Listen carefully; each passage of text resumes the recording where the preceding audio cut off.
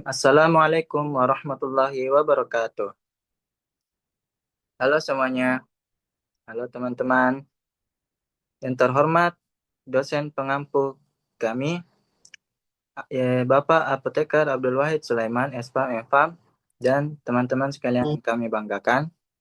Di sini kami dari kelompok 2 akan membawakan presentasi materi sebagai penunjang mata kuliah kimia klinik yang akan membahas tentang gangguan metabolisme lemak.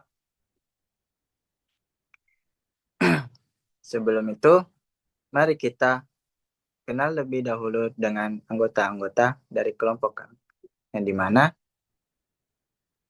Saya Intan Wahyuni Supriyadi sebagai pemateri pertama. Saya Risnawati sebagai pemateri kedua. Saya Diana Nugra Lestari sebagai pemateri ketiga.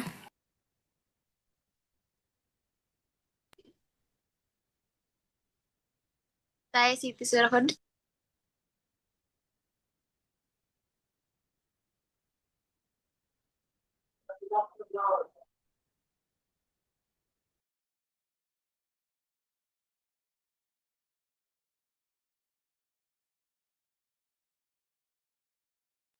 Saya Siti Surafadila sebagai pemateri ketiga.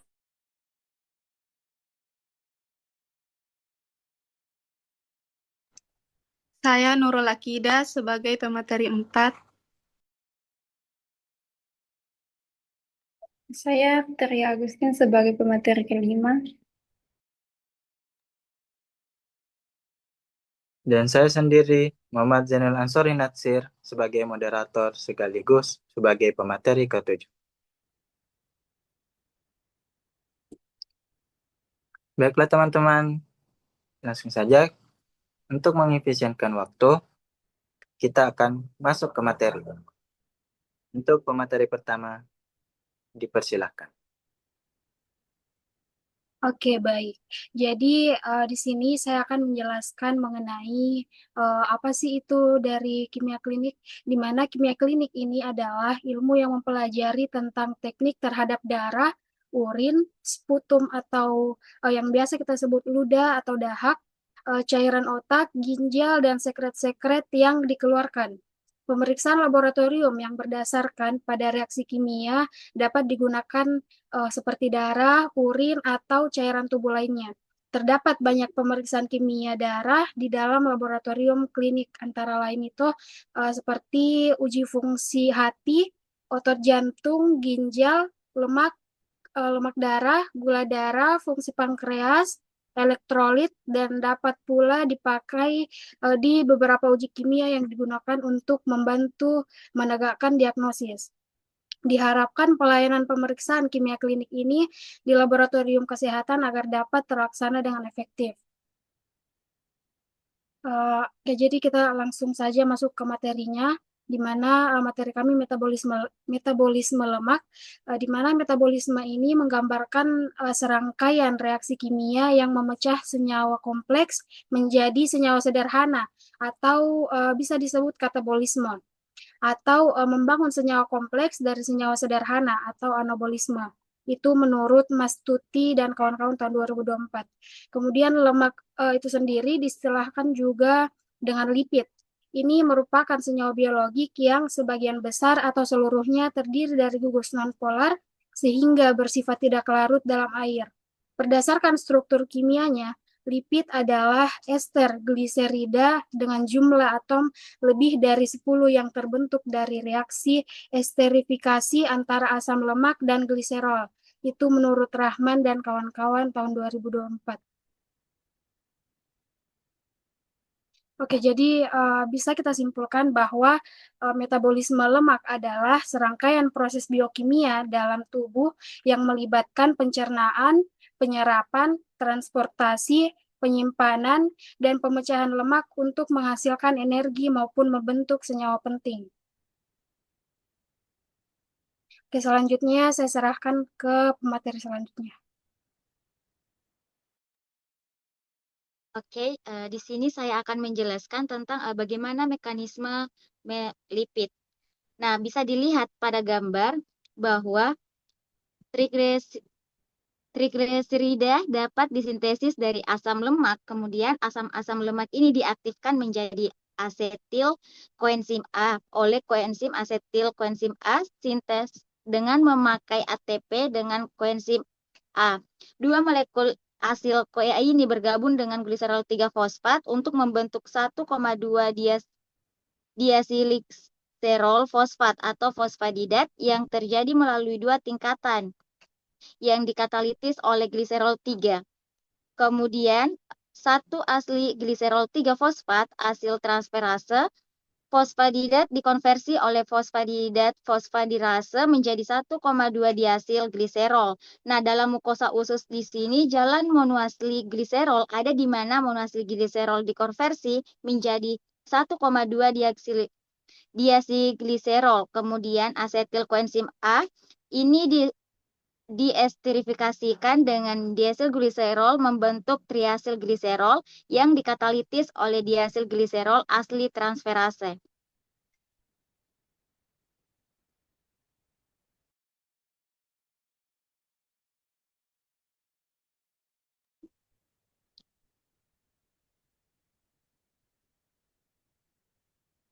Nah, untuk faktor penyebabnya sendiri akan dijelaskan oleh teman saya.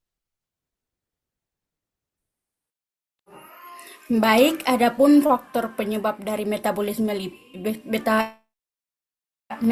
lemak, yaitu yang pertama ada konsumsi makanan tinggi lemak jenuh atau kolesterol, yang kedua itu ada kegemukan atau kelebihan berat badan, yang ketiga kurangnya olahraga atau gaya hidup yang kurang aktivitas fisik, yang keempat merokok dapat mempengaruhi metabolisme lemak, yang kelima faktor genetik keluarga dengan gangguan lemak. Next.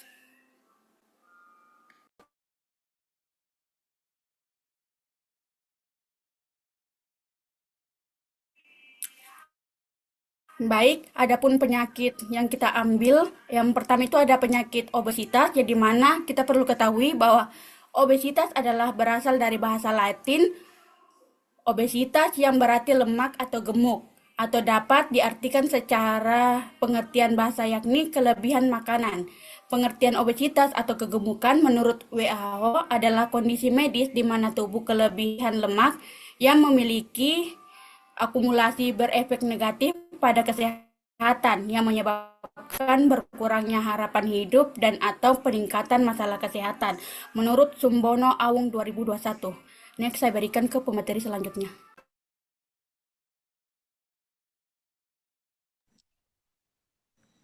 Baik, di sini ada penyebab dan gambar obesitas.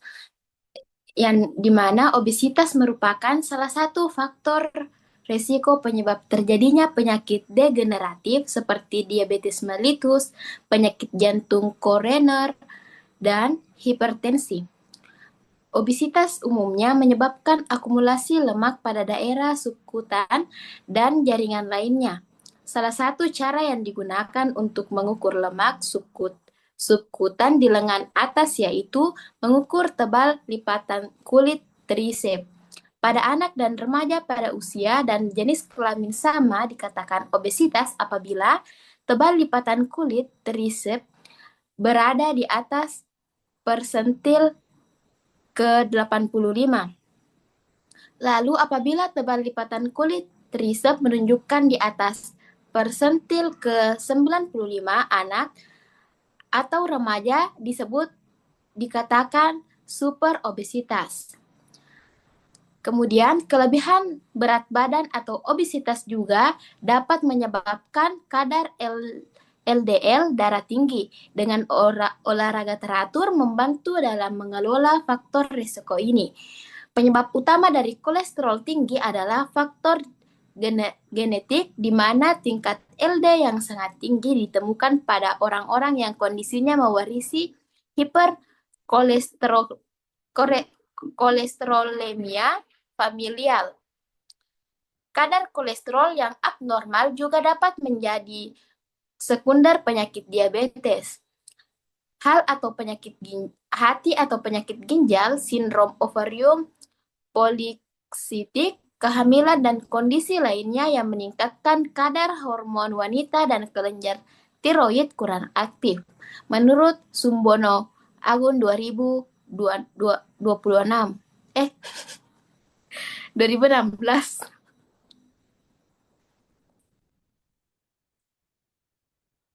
Jadi di sini ada jurnal tentang gambaran profil lipid dan dislipidemia pada remaja dengan obesitas di Kota Denpasar, Bali, Indonesia.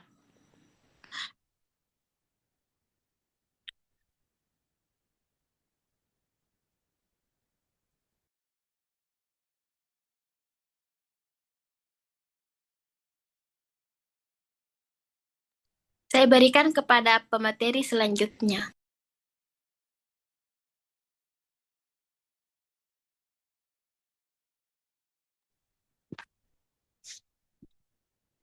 Selanjutnya, pemeriksaan klinik. Tabel 2 menunjukkan gambaran kadar profil lipid pada subjek penelitian. Kadar kolesterol total, HDL, dan LDL berdistribusi normal dengan rata masing-masing sebesar 170 kurang lebih 25,92, 47,59, kurang lebih 10,24, dan 113,61 kurang lebih 26,64 mg per dl. Kadar trigliserida memiliki distribusi data tidak normal di mana median didapatkan sebesar 126,14 mg per dl dengan interquartile range 75 mg per dl.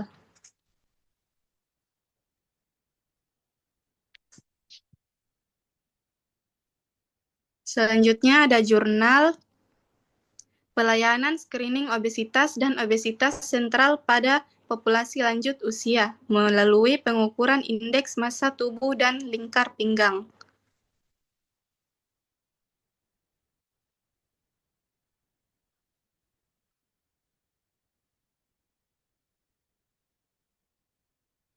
Saya berikan kepada materi selanjutnya.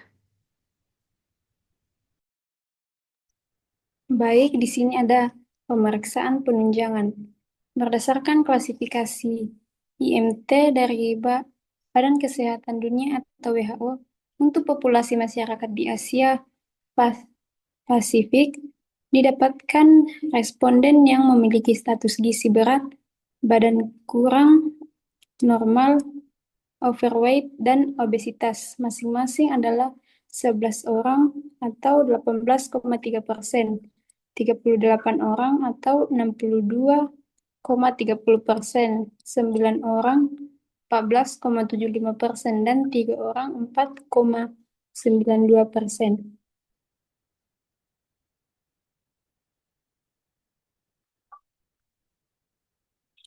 Selanjutnya ada pemeriksaan penunjangan, yaitu berdasarkan hasil pengukuran lingkar pinggang didapatkan responden yang mengalami obesitas sentral adalah 35 orang atau 57,38%.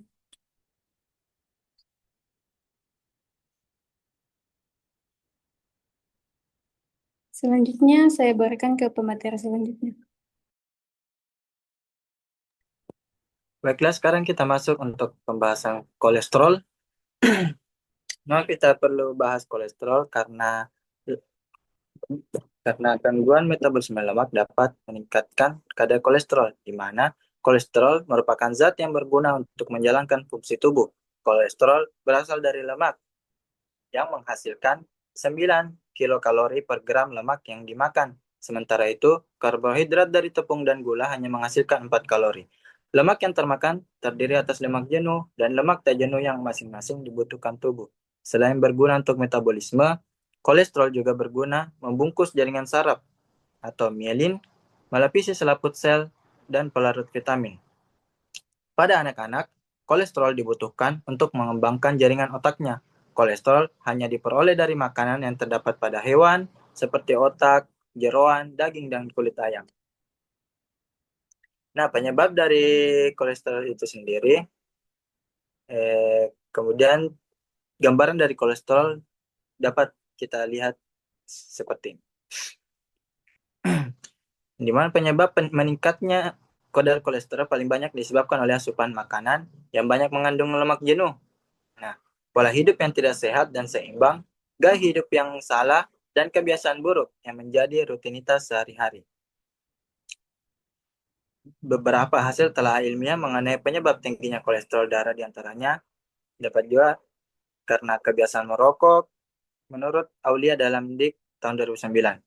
Karena bahwa merokok menyebabkan gangguan metabolisme lemak. Pada orang merokok ditemukan level kolesterol tinggi. Seperti saya juga. Nah, di sini kita mendapatkan jurnal yang berjudul Pemeriksaan Kadar Kolesterol Darah pada Masyarakat Umum saat Car Free Day di lapangan Gubernur Kota Jambi sebagai screening awal hyperkolesterolemia.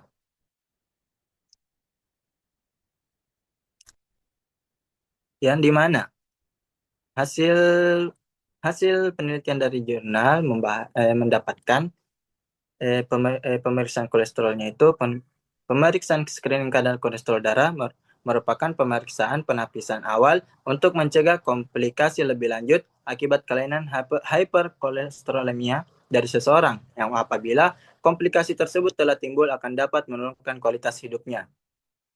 Seperti kita lihat pada tabel, untuk kadar kolesterol yang normal terdapat untuk pria 14 orang, 21 wanita. Dan yang mengalami hyperkolesterolemia terdapat 26 dari pria dan 37 wanita. Lebih banyak dibandingkan yang normal. Maka dengan itu, demikian materi dari kelompok kami yang bisa kami sampaikan. Semoga bisa lebih menambah wawasan kita semua masing-masing termasuk kelompok kami sendiri. Terima kasih atas kesempatannya. Sekian. Wassalamualaikum warahmatullahi wabarakatuh.